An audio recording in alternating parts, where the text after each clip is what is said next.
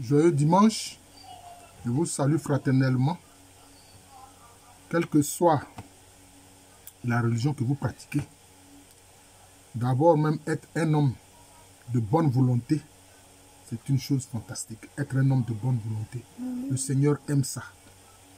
Alors, je voudrais donner cet enseignement-là que j'intitule « La foi audacieuse qui mène à des proclamations ». La foi audacieuse qui mène à des proclamations.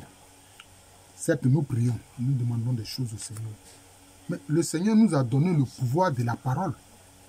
Il a dit que ce que nous allons lier sur terre sera lié au ciel. Ce que nous allons délier sur terre sera délié au ciel. Mon petit fils Pio Marie vous salue. Alors, donc, quand on a une foi audacieuse, cela mène à des proclamations. Des proclamations, les proclamations, ce sont en fait des vérités que le Seigneur nous donne et il nous demande de proclamer ça pour que cela s'accomplisse. Si tu dis que ce n'est plus moi qui vis, c'est Christ qui vit en moi, c'est une proclamation. Ce n'est plus moi qui vis, c'est Christ qui vit en moi. C'est une proclamation et ça devient réel. Il faut le faire régulièrement. Tu peux proclamer, Jésus-Christ et moi, nous sommes un. Parce que lui-même, il a dit, il dit que lui et le Père sont un. Que ceux qui croient en lui, vivent en lui. Et donc, si toi, tu vis en Jésus-Christ, par Jésus-Christ, tu es un avec aussi le Père. Tu es un avec Jésus-Christ, tu es un avec le Père. Donc, Jésus-Christ et moi, nous sommes un. Voilà une proclamation. Jésus demeure en moi et moi en lui. Jésus demeure en moi et moi en lui. Proclame ça, frère. Proclame ça, ma soeur. Qui me regarde, regarde Jésus. Puisque tu es devenu un avec Jésus. Qui me regarde, regarde Jésus. Voilà. Et tu peux proclamer aussi, mon âme est l'épouse de Jésus. Pourquoi? Parce que Jésus a sauvé nos âmes. Il a sauvé nos âmes de la perdition. Donc nos âmes lui appartiennent. Voilà. Voilà. Mon âme est l'épouse de Jésus. C'est ça. Et tu peux aussi proclamer, Jésus sans cesse sanctifie mon âme.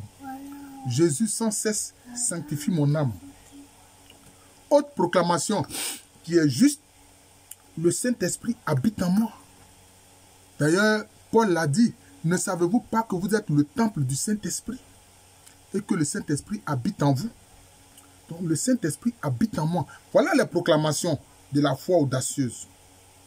Tu proclames aussi, mon corps est le temple et le sanctuaire du Saint-Esprit. Mon corps est le temple et le sanctuaire du Saint-Esprit. Mon corps est la maison du Saint-Esprit. Mon corps est la maison du Saint-Esprit. Parce que le Saint-Esprit, le Christ l'envoie pour habiter en nous et pour nous guider. Voilà. Et tu peux proclamer, le Saint-Esprit habite en moi. Voilà.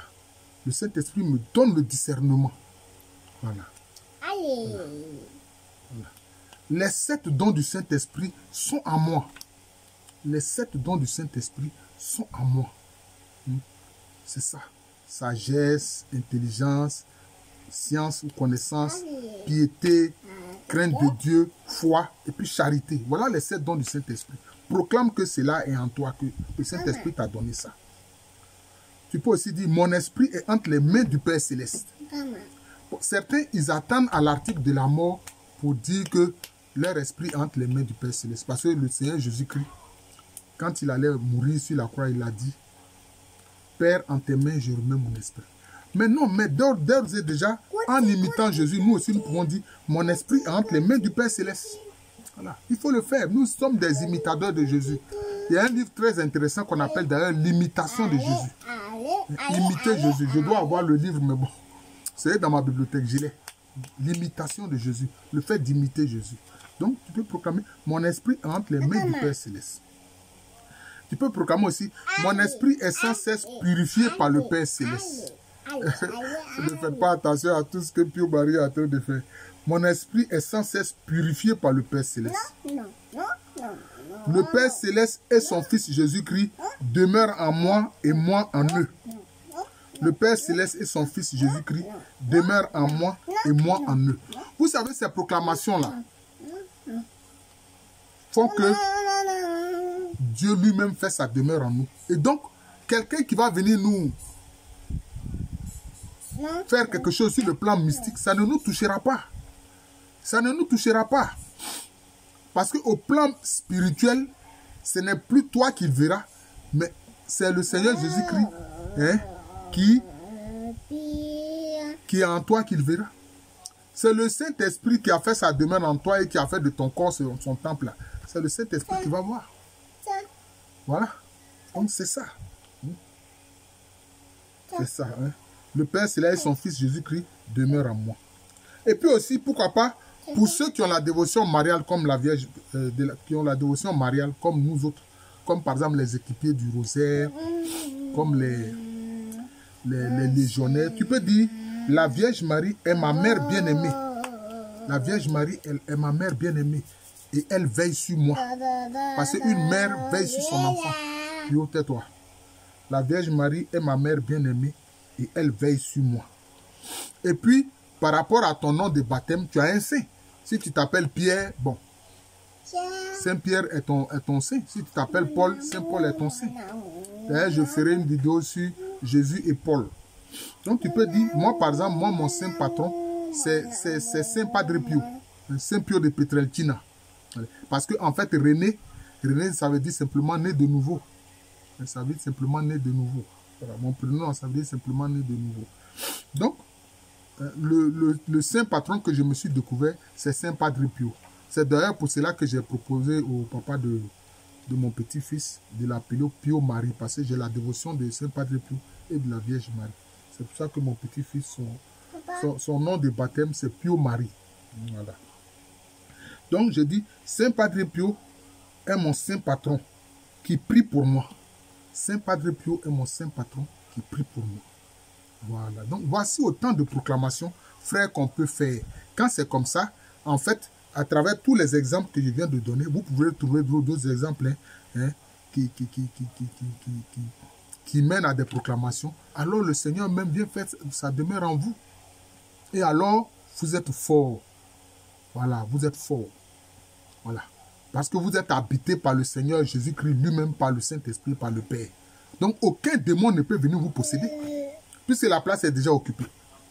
Mais si vous voyez le Seigneur Jésus-Christ comme étant extérieur à vous, vous voyez le Saint-Esprit comme étant extérieur à vous, vous voyez le Père Céleste comme étant extérieur à vous, c'est que votre maison est vide.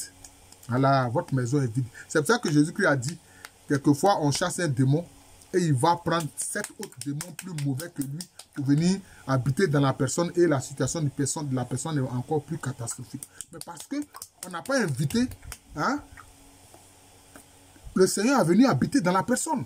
On n'a pas invité le Saint-Esprit à venir habiter dans la personne. C'est pour ça que moi, quand je vois des gens qui s'érigent en chasseurs de démons, alors qu'ils ne connaissent même pas comment il faut procéder dans la lutte contre les démons, mais quand tu as chassé le démon de quelqu'un là, qu'est-ce que tu fais? Maintenant, tu invites le Saint-Esprit à venir habiter dans la personne. Comme ça, le démon n'ira pas chercher 7 autres démons plus dangereux que lui pour venir habiter dans la personne. Parce que quand ils vont venir, ils vont trouver que le Saint-Esprit y est et ils ne pourront rien faire. Donc voilà, j'ai voulu parler de la foi audacieuse qui mène à des proclamations. Mon nom spirituel c'est Jean de l'amour de Jésus. Quelquefois, quand on entend le nom Jésus, certains s'énervent. Quand certains entendent le nom Jésus, ils s'énervent. Mais Jésus, il est le Seigneur de l'amour. Comment tu peux être contre le Seigneur de l'amour? Dans sa vie, il n'a fait que parler de l'amour. Aimez-vous les uns les autres comme je vous ai aimé. De même que Dieu aime, il fait tomber sa pluie sur les justes et les injustes. Il fait lui son soleil sur les bons et les mauvais. Vous aussi, agissez de même comme le Père. Et puis vous êtes contre lui. Parce que des Européens criminels, ont commis des crimes et ils prétendent que c'est au nom de Jésus. Non, ce n'est pas au nom de Jésus. Non, ce n'est pas au nom de lui. C'est comme on voit des prétendus djihadistes, les gens de Al-Qaïda, des choses de l'État islamique. Ils tuent des gens, ils vont dans des mosquées, ils massacrent des imams, ils massacrent des fidèles et puis ils disent que non, c'est au nom de l'islam et du prophète qu'ils font ça. Voilà le problème. Mais comment vous pouvez prendre ça, croire ces gens-là, alors que ce sont des criminels? Depuis quand vous croyez à un criminel? Ma chaîne là, c'est Jean de l'amour de Jésus. C'est comme ça que ça s'appelle. Vous pouvez visiter cette chaîne, voilà. Et vous allez trouver beaucoup d'enseignements là-dessus. Voilà. Il y a plus de 900 enseignements sur cette chaîne-là. visitez-la, partagez-la.